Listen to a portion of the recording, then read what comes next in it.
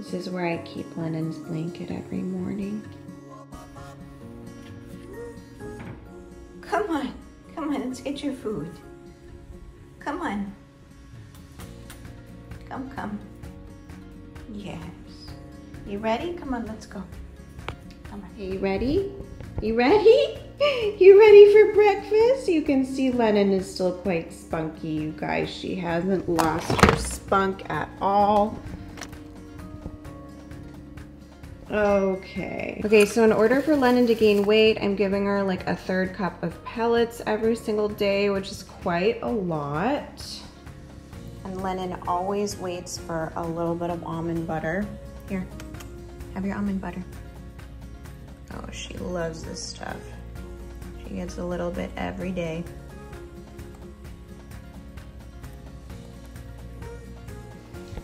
Gotta do your morning laps. Come on, on this side. This is how I make Lennon exercise every day. Now we gotta do one more. Come on.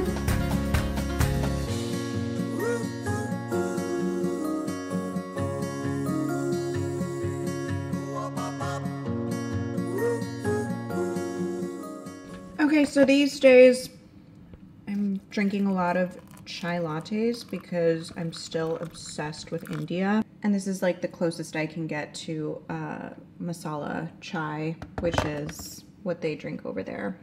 Hey guys, welcome back to the channel. Lorelai and Lennon here. Anyways, it's kind of hard to like get us both in the frame sometimes. Like either I have to be really far away or she has to be propped up really high. So I think this is sort of like a happy medium. Oh my God, she is shedding so much, you guys. I'm gonna have to show you on my phone. It's everywhere. Look at that. But yeah, I wanted this video to be sort of a hybrid of like life update slash daily senior rabbit routine. It's been, I want to say like 10 months or so since I did the last life update video. I've sort of really shifted focus to our short form content now, which is doing incredibly well. I think one of our YouTube shorts has like 22 million views or something wild like that, which I never thought would have happened, honestly. So it's really propelled us into, I think, sort of the phase 2 of our content creating now, because we started off, obviously when I say we, I'm saying me and Lennon, but we started off making short form content when we launched the channel, and now we're sort of going back to basics, I guess. And before I talk about Lennon, I want to take a little break to hop into today's sponsor. Have you guys heard of the flavored air category that is quickly becoming the leading alternative to vaping and smoking? It's a whole new movement toward better life habits, led to you by today's sponsor of this video, Fume. So I don't know about you guys, but I did have a little bit of a bad habit a while back, but I found that Fume kind of helps simulate that behavior of just having something to reach for, especially if you're like quite fidgety like me. There's no batteries involved. It's got a sleek, high quality design, no nicotine, so it's not addictive. Fume is not a vape, it's literally just flavored air. You have an array of flavors to choose from. So Fume has served over 300,000 customers, and you could be the next success story. Head to tryfume.com, that's tryfum.com. For a limited time, use our code LennonTheBunny or scan the code in this video to get your free topper with your first journey pack today. It's the perfect accessory to your Fume device. Slip it onto the mouthpiece for a softer, warmer feel. It's chewable for those who love to fidget, and it's reusable. Now, as far as Lennon's health and like what life is like for her these days, she's gonna be 10 in a few months. I'm actually gonna throw a big B-Day bash for her because it is a milestone birthday, not just in human years, reaching a decade, but also in rabbit years. She's gonna be like 80 years old or something like that. While she's not like the oldest rabbit to ever live or anything, I feel so grateful that she's had a long life and that she's in good spirits, and she's just a big, big baby. She's still a big, big baby. So as far as like the day-to-day goes, I'm gonna insert some clips obviously on, you know, our daily routine here.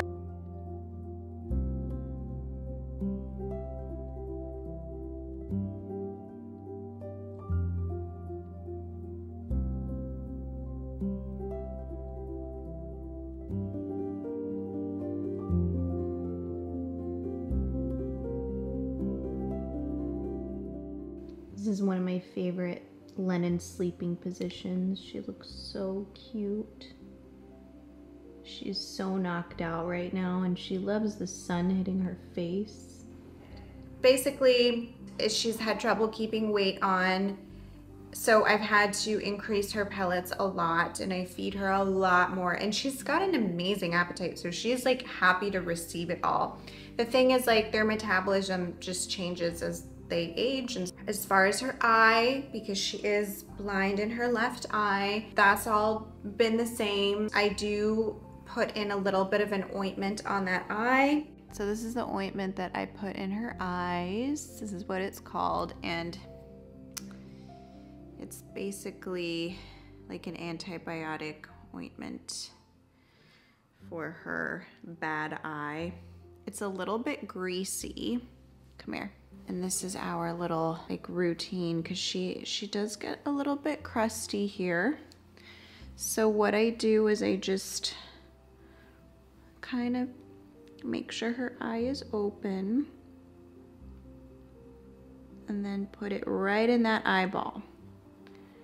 And then I kind of like massage it in.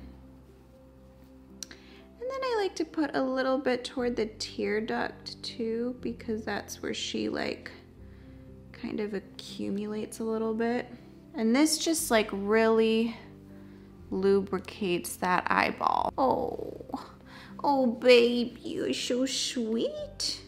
I love you, you're such a good bunny. The way it was explained to me is because that eye is just like not functional and it has shrunken in size. Her third eyelid is like always showing, and her eye in general is like overworking to produce, I guess, like discharge. It's not painful or anything. The one thing I will say is, like, yesterday, for the first time ever, she like bumped into something. Poor baby, and it was like on that left side of her eye. She like bumped into a table leg, and I was just like, oh my God, and I just hugged her and kissed her. Like, I haven't seen any other like explicit signs of decline per se. I've just seen like a general sort of slowing down. Like, definitely not as hyperactive. I do think it's a bit sad that like she just doesn't really jump very high anymore. So she used to be able to jump on this couch like without thought, and my bed, and what seemed like 8 feet high.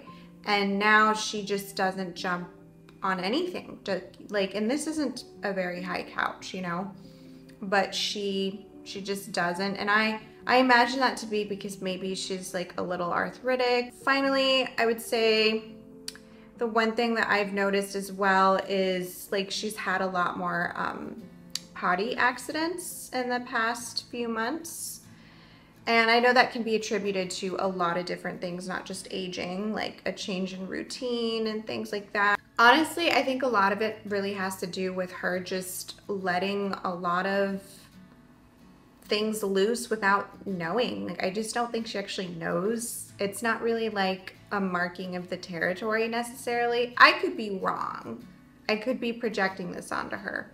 But I do feel like a lot of the times it is truly accidental. But it happens. It happens with humans as well as humans age. So Lennon has a little bit of a wet bottom here, as you can see. So I just want to like help her a little bit and like wipe her down. She does get checked up regularly. She's now getting 2 vet checkups per year as opposed to just 1 annual. But other than that, like, Lennon is pretty sturdy, and she's not like, she doesn't need like around the clock care or anything like that. I know a lot of people have been curious about just like the senior life of a rabbit. How much do things really change? And I would say, like, ultimately, you know, I have had to adapt to some things. Like, I've had to give her a lower-sided litter box. Instead, I actually just invented one, which is the hop litter box. And that's been really helpful. Hop litter box, it's about to be in stock any day now, I swear, you guys. It finally arrived in the US, the newest batch, and we did make some improvements to it. We're also coming out with the much requested grid and another little surprise, which I won't announce just yet. But the reason we've been out of stock for like 3 months now is because it takes time to make the improvements, create a new molding, manufacture, then ship it over here. It's a process, guys. I think this is actually like really the ideal time to have a rabbit. Like, when I reflect back on Lennon's life, this has been really calm for both of us. Oh, and then her lump. So many of you want to know how her lump is. She still has it. It's been a year since I first discovered it. As many of you guys know, I so far have chosen not to operate on it. I'm a little too scared. I just don't like the idea of putting her under at this age. I know she might be fine, but I just don't like it. I don't like the feeling. Sometimes I think you got to go with your gut. I was given the option to just monitor it, so that's what I'm doing. And it hasn't grown in size since it's been discovered. It doesn't hurt her. Yeah, it'll get looked at next time we go to the vet again. So as far as me, I don't think anything crazy worth talking about publicly has happened. My birthday's coming up, still in LA, plan to stay in LA for now. Oh yeah, I guess one kind of wild update on my end is I've developed de Quervain syndrome, which is a form of tendonitis in my thumb, and you're never gonna guess why. It's from scrolling on my phone too much and like using it on my laptop a lot. Just this motion is like incredibly damaging apparently.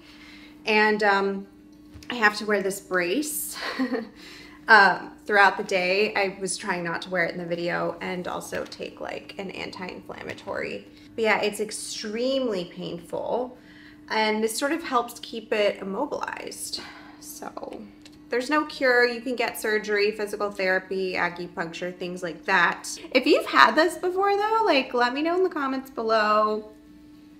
How did you manage your condition? Because this is new to me.